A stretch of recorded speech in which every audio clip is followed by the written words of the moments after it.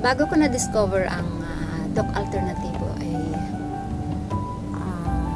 more than 20 years na akong nagsasuffer talaga ako sa colon ko dahil abnormal na yung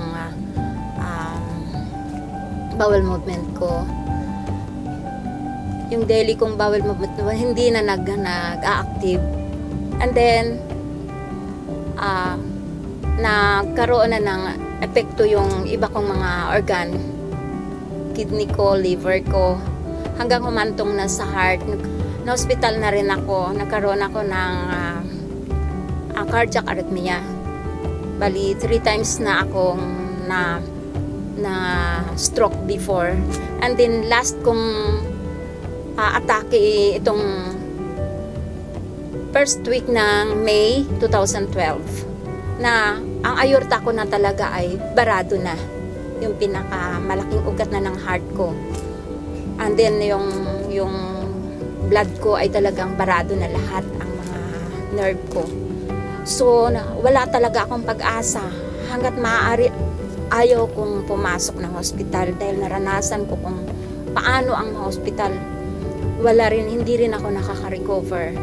So sa awa ng Diyos, lagi ako nagpe-pray every day kung hanggang kailan pa ang ibibigay niya sa aking buhay. So hanggang hindi ako makatulog dahil sa sakit ng puso ko, narinig ko ang Doc Alternativo sa Veritas. Kasi matagal na rin akong nakikinig sa Veritas, pero yung time na yun ng 3 o'clock in the morning, yung prayer time ko yun, pagbukas ko ng radyo ay yun ang narinig ko. And then pagkatapos nun, talagang na-challenge din ako sa mga nagpapahayag na talagang gumagaling sila.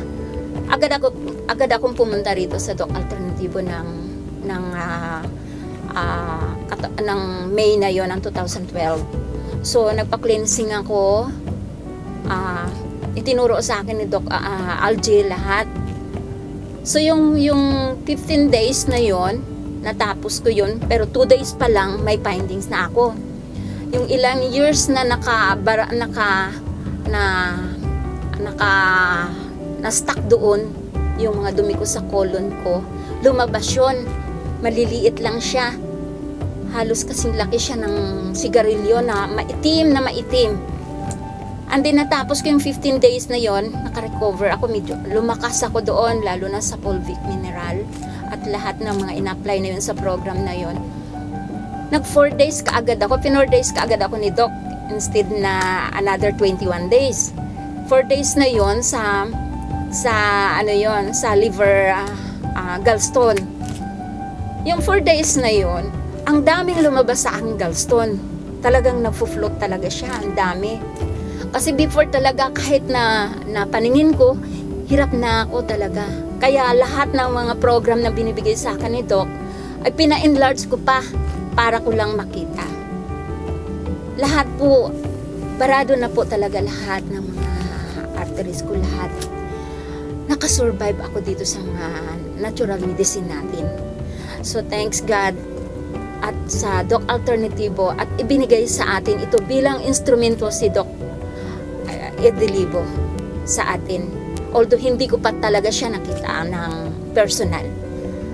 So ito ay malaking biyaya ng Diyos para sa lahat, sa buong Pilipinas, sa buong mundo. Sa oras na ito, maraming salamat kay Lord. Pangalawa, sa instrumento natin kay Edelivo. At sa lahat ng staff, Doc Algie, Doc Jane, at sa lahat. Ako si Del Chologo from Taguig City, 63 years old.